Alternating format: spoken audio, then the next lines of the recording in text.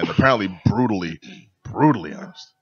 All right, now kicking it over to Black Adam Willis. I want to hear about these dogs, man. These dogs, man. Oh, man, you Isle got of the inside Dogs. stuff on Isle of Wes Anderson. Wes Isle of Anderson, Dogs. which is like I am not a huge fan, but I'm also not a fan. Not a fan. You know what I mean? Like, So you're not a huge fan, but you're not a fan? You know what I mean? So his movies are like I either really like him or I never want to see him again. I'm a fan. I'm a fan of his work. Yeah, it's one of those guys that's really a polarizing person. You either really find them poignant and moving, or you really just like, wow, this is really tedious Like and annoying. M. Night Shyamalan. Yeah, so Deep. this is his 9th feature. This is his second stop-motion movie after Fantastic Mr. Fox. Fantastic Mr. Fox was really good, though. Yeah, and I like that one, and because I really like stop-motion animation, and I think this one was in line with that in terms of it's something really I kind of responded to, and I think he does well with this medium.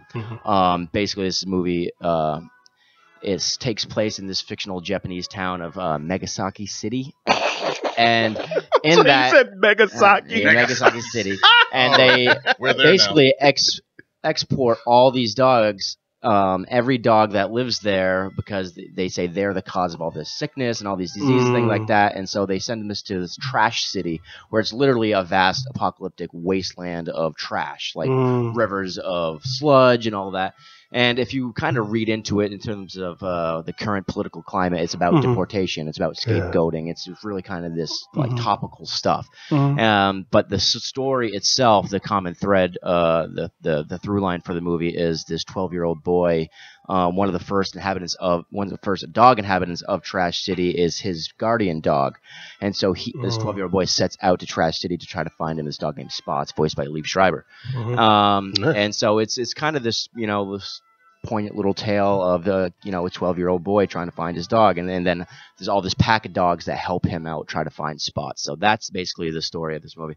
This But sounds really like- the I'm trying to figure how this factors into a Wes Craven style story, because if it's gonna follow like the general template, then I guess the Liev Schreiber dog would be depressed. Well, it's like the boyhood would have- wonder, kind of, you know what I mean? It's usually like Wes Anderson movies kind of have the kid, setting out on an adventure, kind of doing it alone, trying to like basically how to get by in an adult world. You know what I mean? Like, when the parents and adults are screwing everything up, like a kid's trying to, make sense of it and do things on their own. That's kind of what I got out of it, which I do a lot of his films is usually about youngsters kind of taking on the mess that the adults make. Yeah, you know what I mean? Also, like, abnormally mature for their age. Of course, yeah. They're definitely these precocious teens that more often than not do not exist.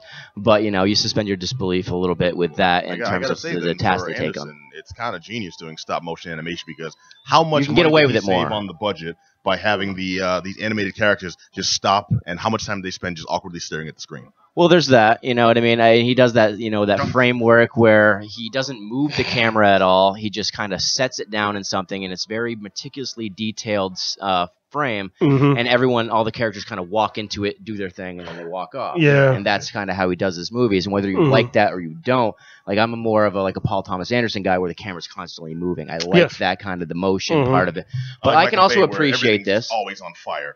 Yeah, And the swerve, the big swerve. What's the movie where everything was always on fire? Bad Boys. Bad Boys. A lot of fire. Synecdoche, New York was like that too. Things burning for no reason. But this movie, it's with the animation. It's so beautifully detailed and particular. And there's like sake bottles that like catch the sunlight and they make this glare, and it's really really really detailed as you would expect from him. And of course the voice acting is he always gets the same kind of troupe with a few other people. Scarlett Johansson, Jeff Goldblum, Bryan Cranston, like I said, Liev Schreiber, Bill Murray. Bill Murray. And of course, Bill Murray. Gotta have Bill Murray. You get a cast like that, whether it's voice acting, whether it's actually like Edward Norton, all these guys, and it's like they do well. You know what I mean? And everyone's kind of one of the regulars now, because I thought Edward Norton is his first. Does that mean he's been like ushered in? I think he's been ushered in. I think he's part of the team now. You know what I mean? I'm not slighting Edward Norton. I actually like right. Edward Yeah, no, me too. But I mean, you're right. He was a historically big part of the team. I mean, it's like like Bill Murray Moonrise Kingdom. All of a sudden, Bill Bruce Murray. Willis was in there. I was like, what beautiful casting is Bruce Willis in this role? You know what I mean? It's so wait, perfect. It's a pause, sad dumb pause. cop. You know what I mean? It's so Bruce perfect. Willis doing a voice? No, I'm saying when he was in Moonrise Kingdom. Oh, I was like I hadn't seen him before, but like in that role, I'm like, wow, that's perfect. You know what I mean? Who would have thought to grab Bruce Willis? Well, he's got range, and we almost he never does, see but he's him. so bored over the years with doing just whatever throwaway action movie. Die Hard. But I'm like, just X, Y, retire. Z. Yeah, just retire at that point. just retired. But I mean, he's still collecting checks. You know what I mean? But it's just like that one. I was like, that was the movie. I was like, okay, you're being used properly. You know what I mean? It's giving you something you're interested in. His best performance, as we all know, of all time was Hudson Hawk. So now, oh my God, with Danny Aiello, yeah, of course, with Danny Aiello. All he wanted was a cappuccino, man. That's all he wanted. What a horrible piece of crap. Oh, it's a passion project. Passion project. He's Hudson. What do they sing on the way out of the? I was trying to think of it too. It's like the song. It's like an old show tune type of thing. I actually thought that was slick. That's how they timed their heists. You know it, and you know when I first watched one of the last Tom Cruise Mission Impossibles, it was and they play the Dean Martin song, and that's how he knows when to escape from prison. They play that, and he's like, okay, that's the cue for me to escape, and it times it perfectly. I was like, that's from Hudson Hawk. Yeah, yeah, stealing from Hudson Hawk, Tom Cruise. I get you. Rip off any of the classics. I know all your secrets. I know all your secrets.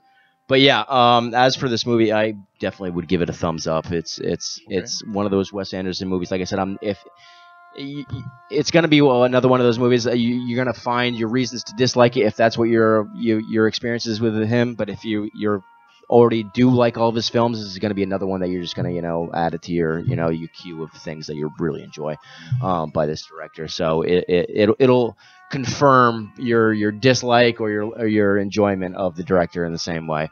But I appreciated this movie. I would definitely recommend going there, check it out. So cool. It's called Isle of Dogs. Isle of Dogs by Wes Anderson. Plus, it's got Jeff Goldblum's voice in it, which I heard he did over the phone.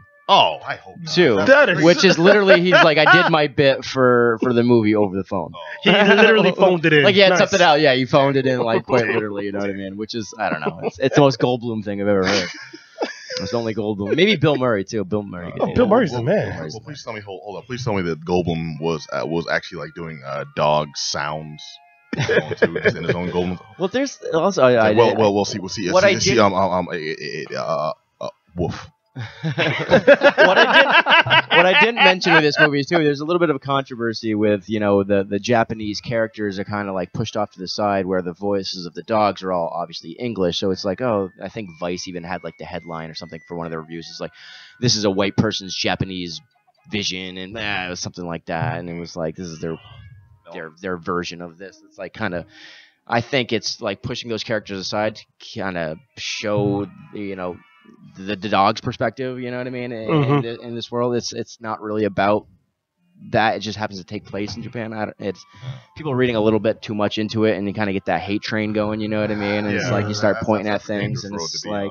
But I don't know. I'm not Japanese, so I can't really speak on if they have issues with it. No, that's okay. If the white folks have anything Japanese, it's going to be live action Ghost in the Shell, and we'll leave it at that. That's true. Oh, that's true. Which they might have some beef with, right? Let's get all those defenders. Well, yeah, let's blow up our comment section here. It wasn't that bad. That's all I'm saying. It wasn't that bad. It wasn't that good either.